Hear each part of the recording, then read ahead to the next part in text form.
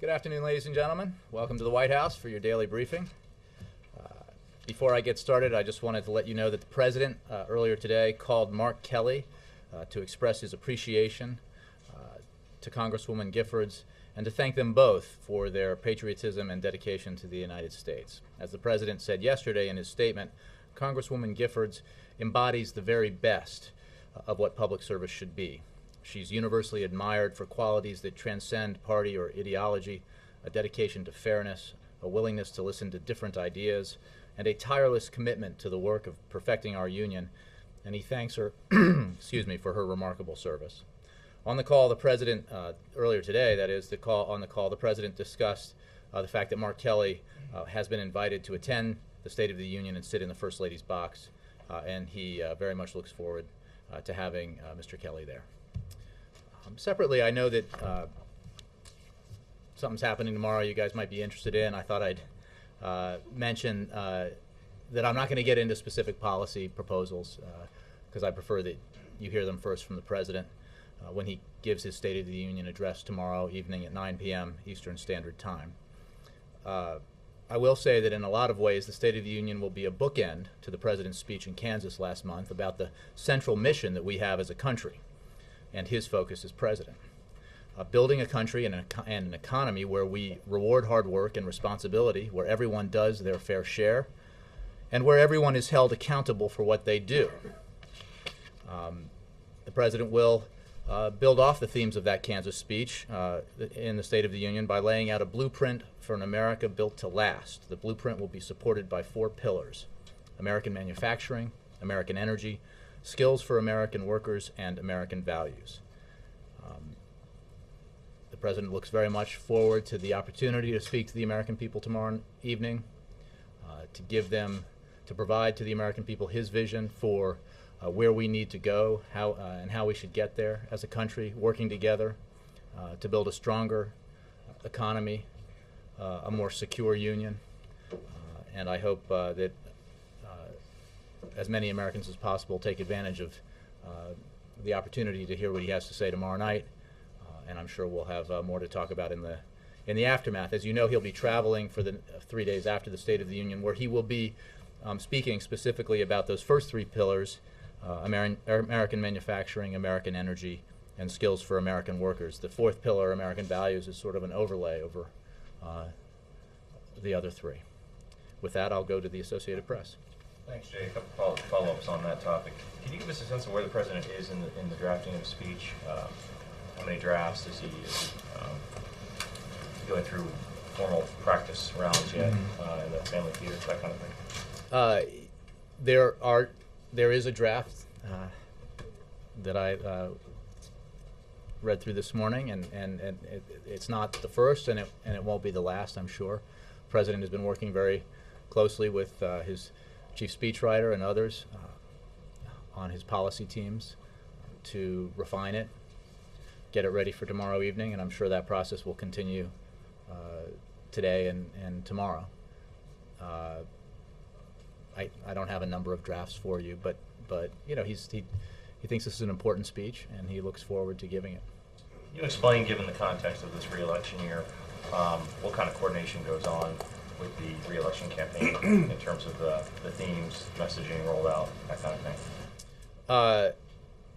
This is a State of the Union address that the President's giving. We obviously, the themes of this speech that I just discussed reflect not just what the speech he gave in Kansas, but in many ways the principles that President Obama has brought to public service since he began his career in public service. So it wouldn't take much to understand where he's coming from and where he believes the country will go, and I'm sure that the campaign is focused on those same ideas because they are working to get the President reelected.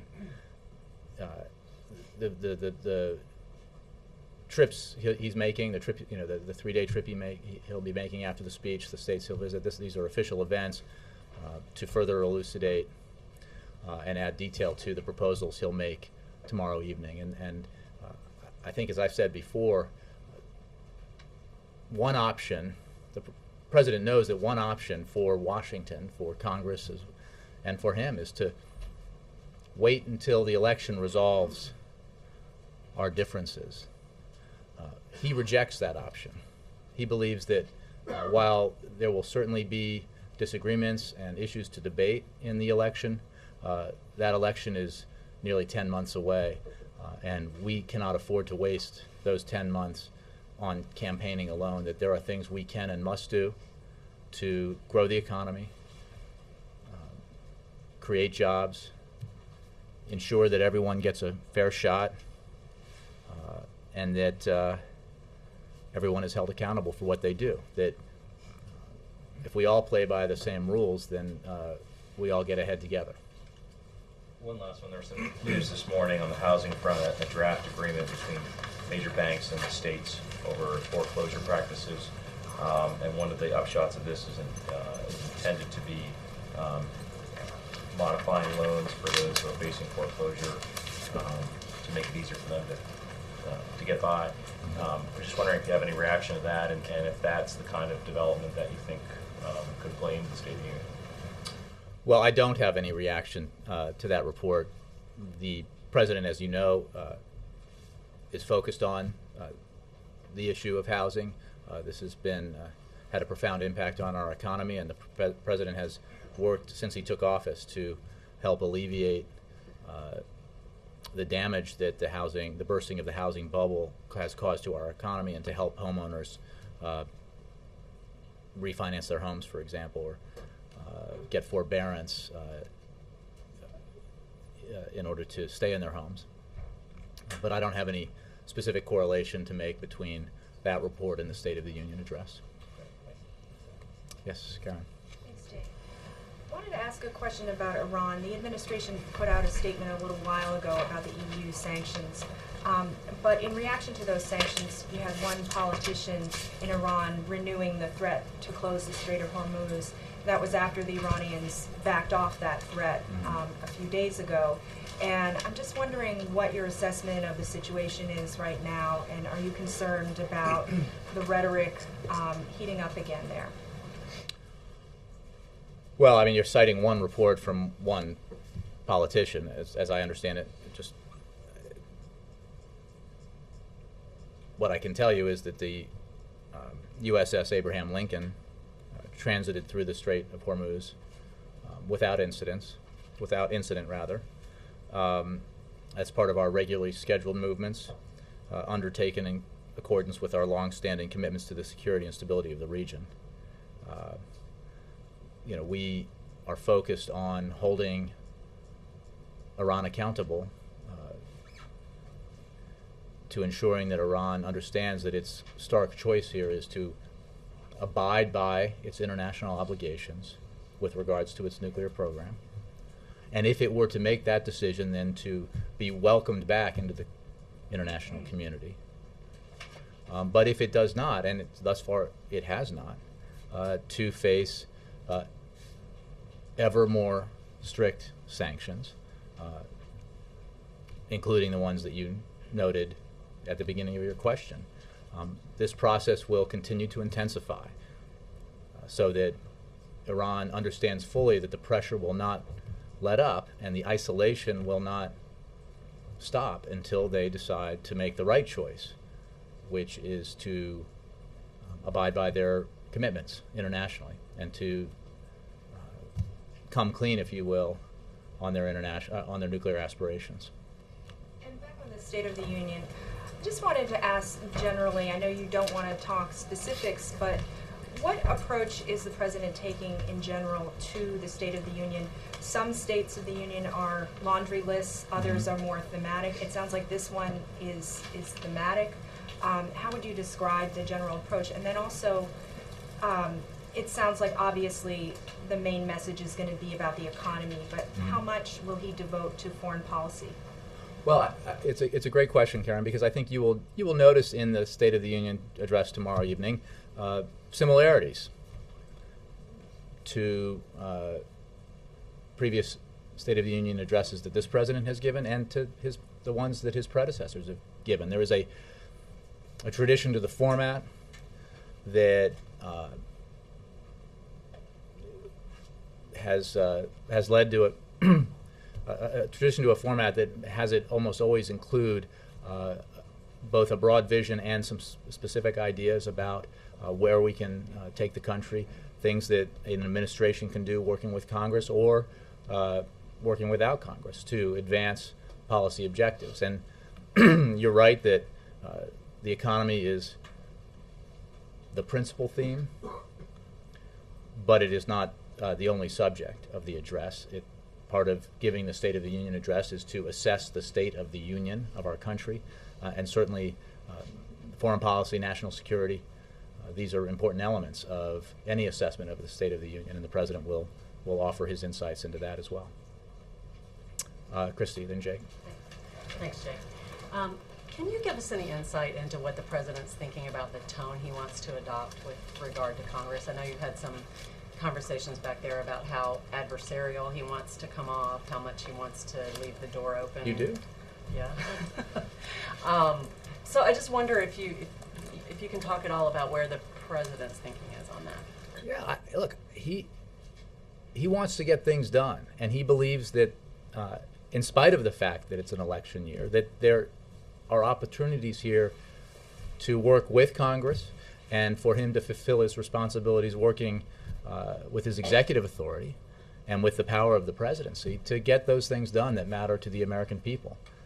He rejects the idea that nothing can get done in an election year because actually there's historic precedent that proves otherwise, and it's just not in his nature. So he will very much call for action, very much suggest that we can't wait for another year to take some of these important steps, and that opportunities are right there for us to take, for Congress and the President to move forward on if there is a willingness to come together and do that. And so I think the President will be very clear about his vision, will be very clear about his principles, about the ideas that I just laid out in broad form about fair play and people getting a fair shot, economic security and protecting the middle class.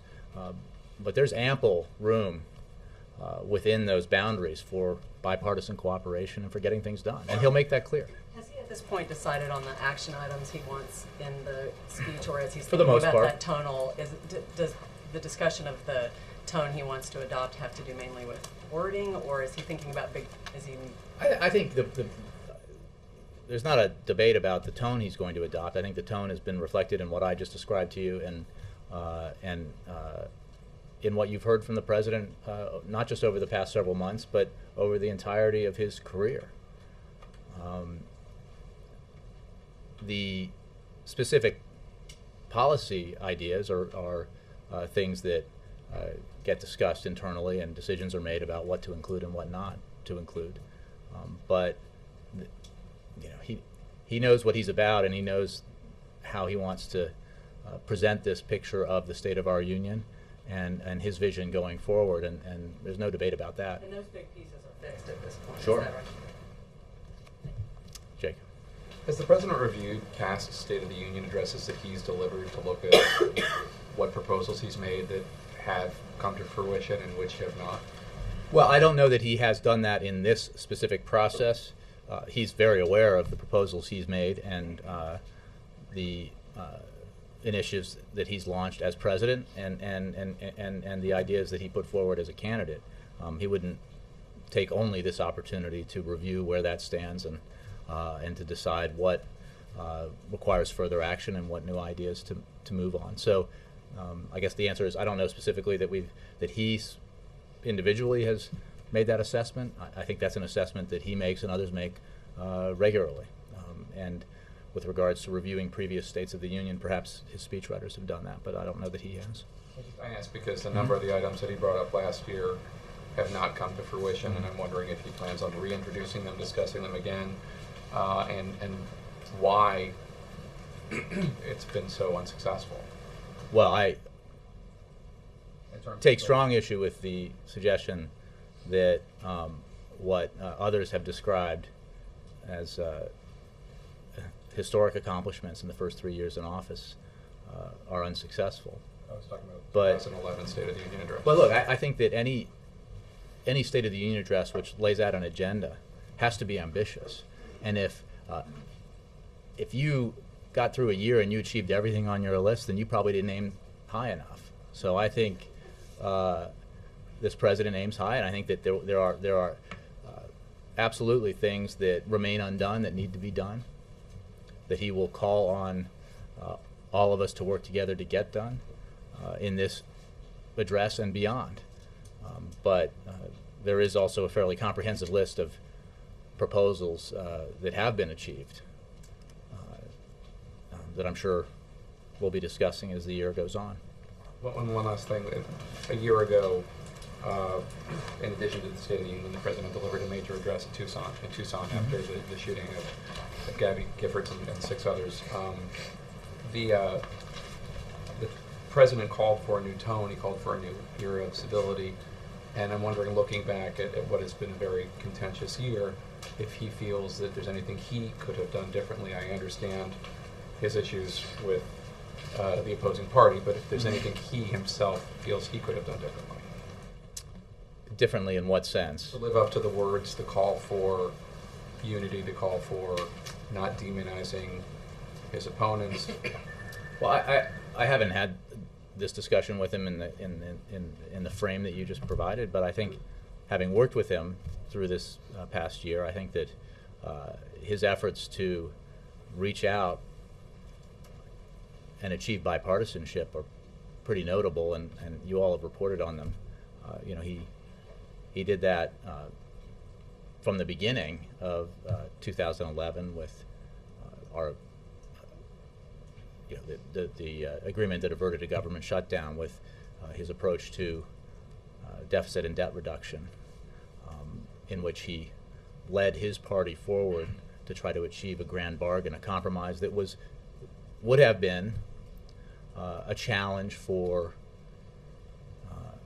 Democrats to accept, but that he was absolutely willing to lead on that, and unfortunately did not have a partner on the Republican side to achieve that grand bargain. But he remains committed to that kind of bipartisan cooperation, and committed to the idea that we can disagree, but we can on specific issues. But there is still so much that we could agree on if we put country ahead of party, if we put the American people ahead of narrowly focused political goals. And he works on that. He works to achieve that, and he'll continue to do that as president. Thank you. Laura, and then Dan. I'll follow up on that line of thinking.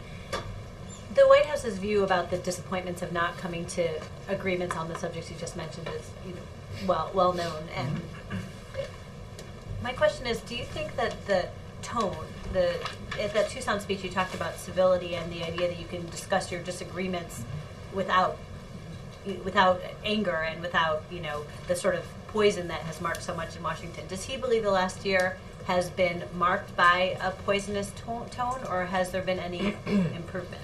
Well, I think he accepts that there is still a regrettable level of sort of hyper-partisanship in Washington that contributes significantly to gridlock. I think that, and there have been instances in the past year where tone got in the way of moving forward.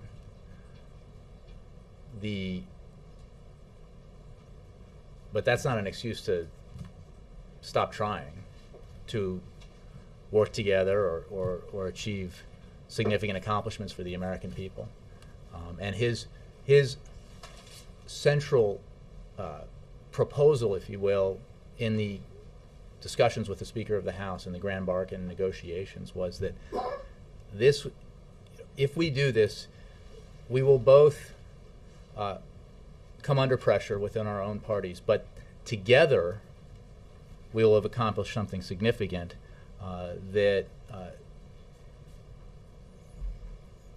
will it be worth doing? Will it have been worth doing? And that was the approach he took in that, and he still believes that there is an opportunity to move ahead to do big things in a bipartisan way. So I don't know how last year compares with previous years. Generally speaking, as this president, as a candidate, noted in 2008, the tone of our politics has gotten unnecessarily partisan and in a way that turns off the American people and makes it harder to get things done. What were you thinking of when you said that there were some examples, instances where the tone got in the way of moving forward? Well, I'm not going to, I think you guys reported on them, so I can remember early in my days as press secretary spending an awful lot of time answering questions about the president's birth certificate, which seemed like a gratuitously stupid sideshow at a time when we had enormously important things to do.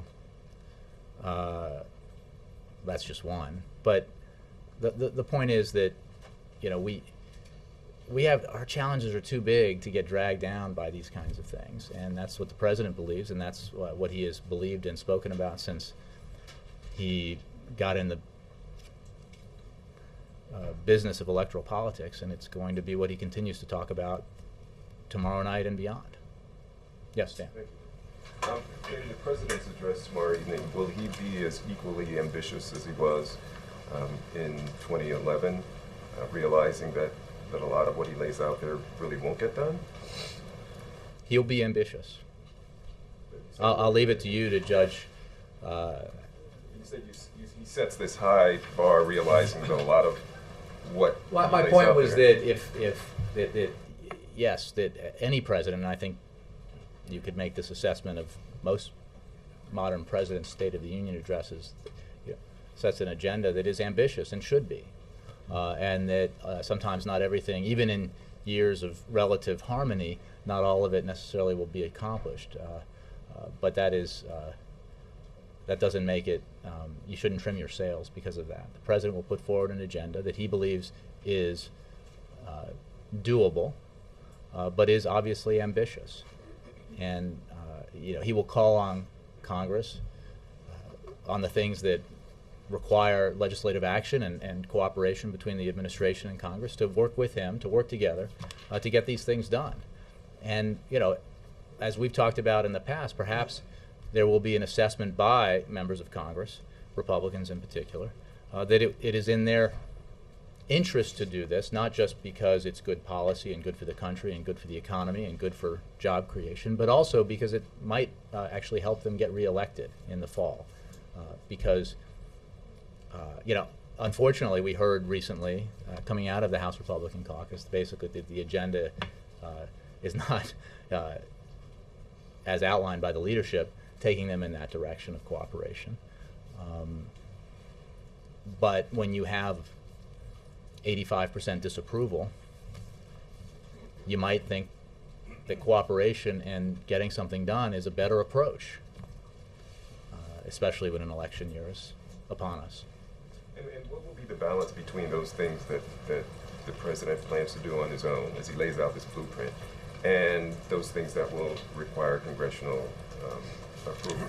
I mean, is it heavier on those? Some of one and some of the other. Will it be heavier on one than the other? No, I'll let you guys see. I mean, look, throughout this period where we have focused some attention on the measures that the president can and has been taking because we can't wait for Congress to act, we have absolutely acknowledged that some very big things can't be done without congressional action, and because it requires they require legislation, and some things that a president can do using his or her executive authority are relatively small in nature, but that doesn't make them not worth doing. Some of them are medium-sized or large, but truly big things, whether it's historic healthcare reform or passing a Recovery Act that halted an economy in free fall and reversed a process that was leading towards a Great Depression. That requires legislative action, and other big things require legislative action. Comprehensive immigration reform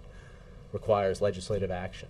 there's a lot to be done that requires the cooperation of Congress. So there'll be plenty of that in this president's address. And just quickly, Ed, did the president watch the South Carolina results over the weekend? Anything to that, and also any reaction to Joe Paterno's death? I haven't discussed with him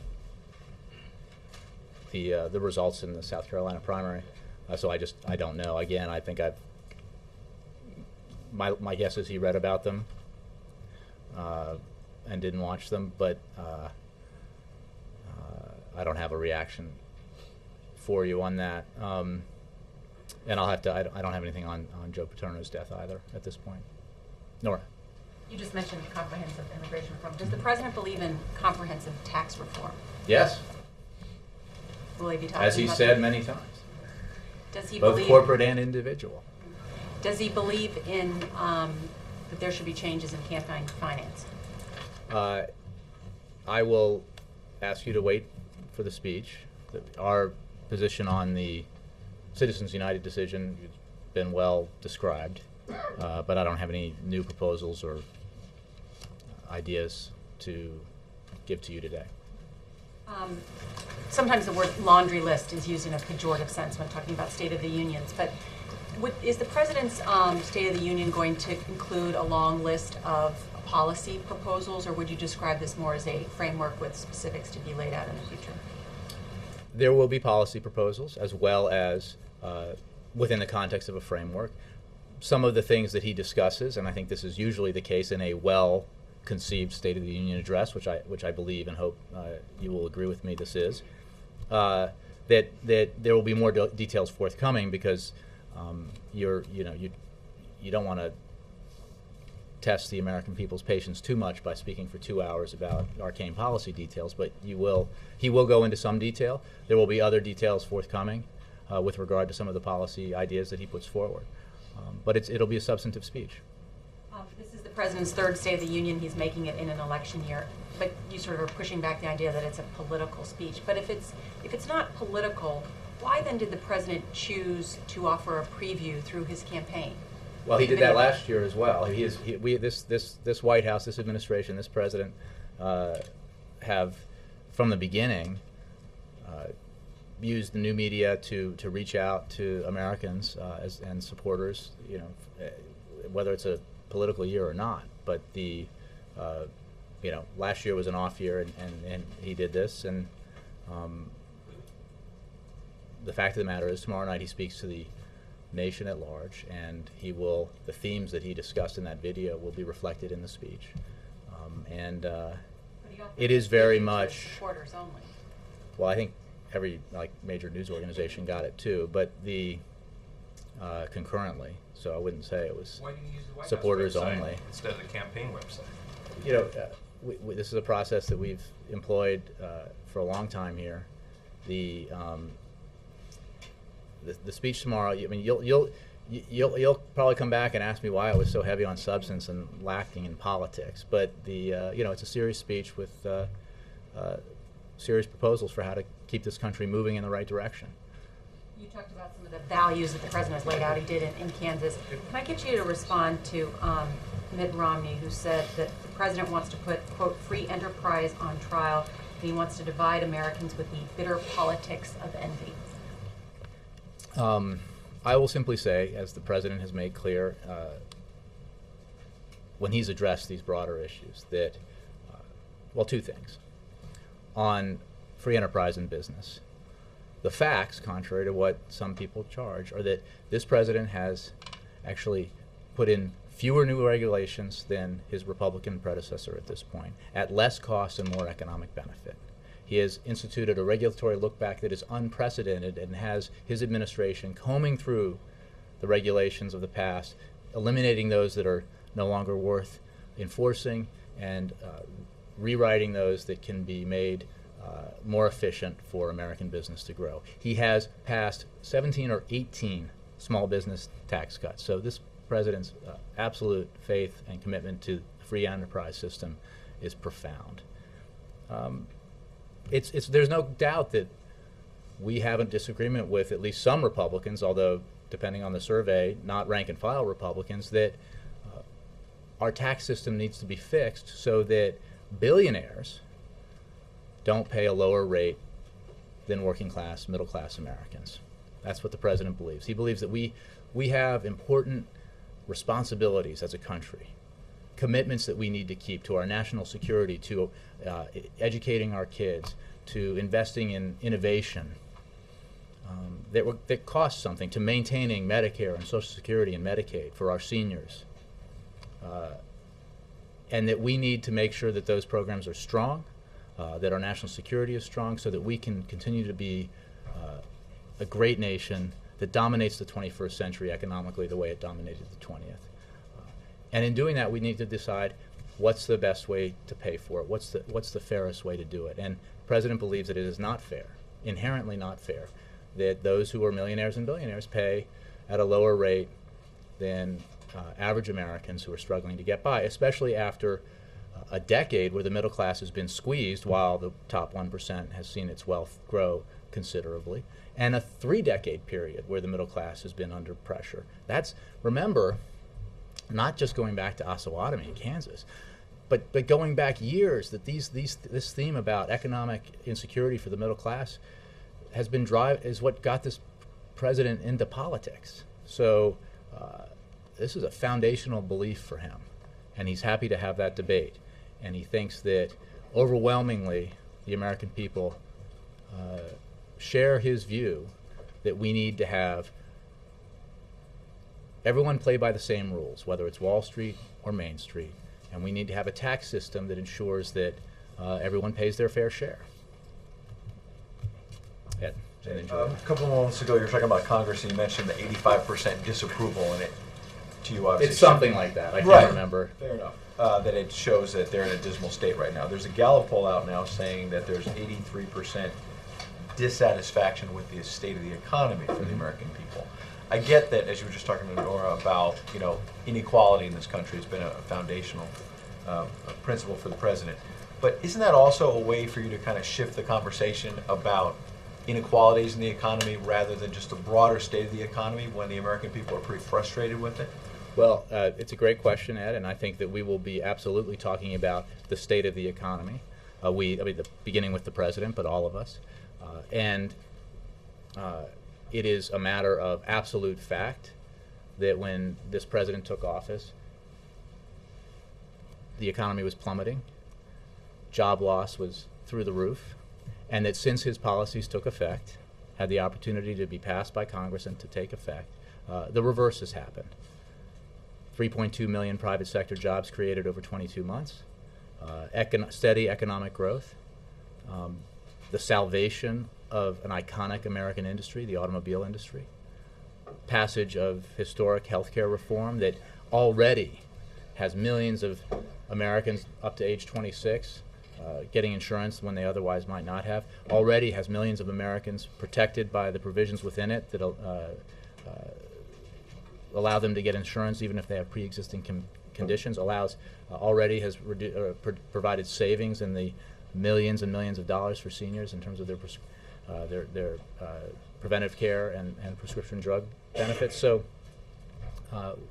we'll have that discussion, no doubt. And the president's record is, I think, it demonstrates his commitment to the middle class, to getting this country back on the right track, to ensuring that the kinds of behaviors in the financial sector that helped precipitate the kind of economic crisis that none of us had ever experienced before, that puts so much pressure on American families around the country, is contained and regulated in a way that ensures it won't happen again. We'll have that debate, gladly. This will be about his vision. I wonder if you could clear something up. Newt Gingrich keeps saying on the campaign trail that the president's vision comes from Saul Alinsky, the community organizer. I haven't heard you asked about that, and I'm wondering if you want to, is there some sort of portrait of him in the White House that people look up to, or is this just is this BS, basically?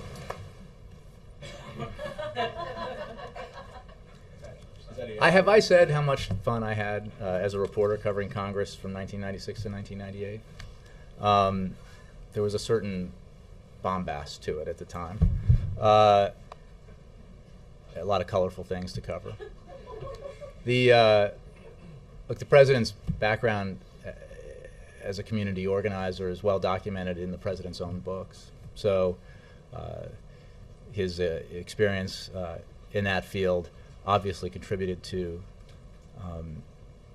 who he is today. But his experience is a broad based one that includes a lot of other areas of in his life. So I'll just leave it at that. Quick things. On Newt, Vice President was on the radio with Ryan Seacrest, I believe, this morning, and was asked about the open marriage question. And the Vice President first said he wasn't going to comment, and then he did and said, just factually stating what he did. And then he said that Gingrich, the Vice President said, is going to be judged by the voters in the primary in the totality of who he is, and that includes everything. I mean, people make judgments about our character. You were asked this, I think, on Thursday or Friday. I wasn't asked quite. You were that, asked yeah. about his character and whatnot, and you kind of said you didn't want to get into it. Vice President did. Does this mean that the White House believes? Well, I think the Vice President said is fair game. Very much what I said, which is that it's up to voters to decide, and voters make decisions based on a variety of criteria, and in some way, different voters have different criteria that they use when they're making judgments about for whom they'll cast their ballots, and we'll leave that up to the voters, and I'm sure that there is a totality to it that characters, what the Vice President well, said. I think that books and studies show that some voters make judgments based on character, but you have to define what character means for you as a voter. So I think that the president's approach, the vice president's approach, is to work as hard as they can on behalf of the American people on the issues that they believe are most important to the American people, and to be judged accordingly by the voters when the time comes.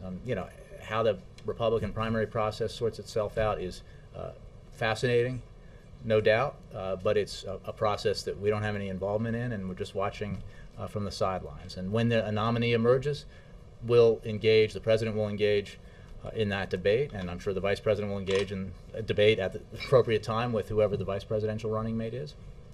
But again, I think what we're trying to stress here is, while that process is taking place, as it should, we have the opportunity here to actually move an agenda forward now in the year 2012 that can help the American economy and help the American people. On the economy, last thing, Vice President also was asked about housing. And remember, Mitt Romney in October talked about foreclosures and said, let it run its course and hit bottom. And the DNC went after him about that. The Vice President was quoted as saying, let the bottom fall out and then start to clean up. It's sort of Darwinism, the fittest out there. And they're right. It's the quickest way to do it. And then he went on to say, but you have to be compassionate. You can't just kick people out in the street. He made a delineation from what he thinks the Republicans have said, in fairness. However, he did say that you've got to let it hit bottom. Isn't that what Mitt Romney can said? I just say, first of all, you've read me portions of an interview I haven't even heard yet. I think based on what you've read, he's giving an assessment of what one of the Republican candidates said, and sort of explaining it more fully, and then also explaining broadly the approach we take, which is that there are a lot of Americans out there who have underwater mortgages, whom we have tried to offer relief in a responsible way, and that's the approach we think is necessary, because we need, we're in this boat together. We need to grow the economy in a way that helps as many people as possible. That's the approach we take. Donovan. Thanks, Jay. I want to go to the New Yorker story today about the internal memos. A couple of questions. Ryan Weiser writes that the Obama administration at one point shifted from honest budgeting to accepting gimmickry. And he notes specifically a change in the figures for disaster relief. And he also notes that the health care bill, the savings that could be had from the health care bill, he indicates that the president signed off on perhaps using budget gimmickry to make it look like we're saving more than we are. I assume that's a question, but first of all, it's a very long article, and I haven't gotten through it, to be quite honest. The portrait that I see portrayed in it, based on the half of the article that I've read so far, is one of the enormous economic calamity that the president and his team faced as they were coming into office in the end of 2008 and early 2009, and the monumental decisions that the president had to make at the time. Specifically, just because it's a fact, on the issue of healthcare reform savings, I point you to the CBO, nonpartisan CBO, which absolutely concluded that the Affordable Care Act is a deficit reducer, rather substantial deficit reducer. So that's a fact. And look, I think the president's economic teams have been focused on getting the policy right, on making extremely difficult judgments, especially 2 years ago and 3 years ago during extremely difficult economic times. And going back to the answer I gave to Ed, let's let the record be judged for its results. And I think that while we have a long way to go in this economy, there is no arguing the fact that the direction that we've been going in since the president's policies have had a chance to take effect is a heck of a lot better, is much more the right direction compared to the direction this country and this economy were going in when he took office. I think that's indisputable. Juliana? Is the budget still set to be released on February 6th? I don't know. I'll have to get back to you. I don't have a budget release date for you. Sorry. Steve? Jay, do you know if the White House has been in touch with Senator Kirk's family or office since he suffered stroke? I don't know that. I saw that report before I came out, and we're obviously concerned about his condition, but wish him a speedy recovery. I just don't have any more details on that, or how much outreach has taken place from here at this point. And then another non-State of the Union issue. As you may have heard, Senator Rand Paul had an incident today at the Nashville airport with the TSA, and his father, Ron Paul, has issued a statement saying the police state in this country is growing out of control, and one of the embodiments of this is the TSA.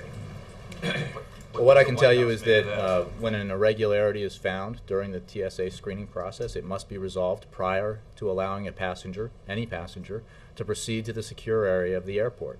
Passengers who refuse to complete the screening process cannot be granted access to the secure area in order to ensure the safety of others traveling.